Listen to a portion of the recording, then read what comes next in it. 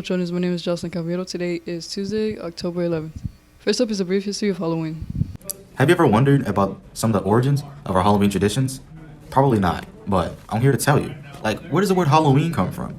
Well, it comes from its old name, All Hallows Eve, but it got shortened to Halloween. Eve meant evening, and it became een, so Halloween.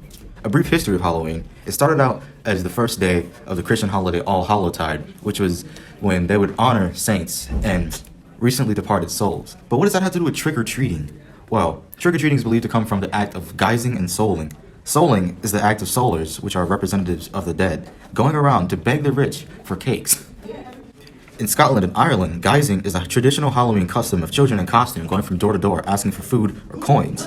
Trick-or-treating did not become widespread in America until the 1930s. In fact, the term trick-or-treating wasn't even used in a national publication until 1939. And what does all this have to do with jack-o'-lanterns? Well, jack-o'-lanterns were traditionally carried by geisers to frighten off evil spirits. In Ireland and Scotland, turnips are the traditional jack-o'-lantern, but those who immigrated to North America used a pumpkin because it's bigger and softer.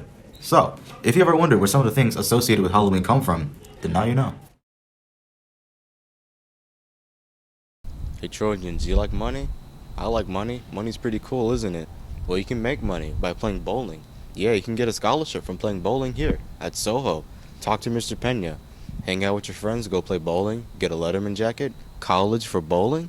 Sounds like a pretty sick deal to me. So last week's football game.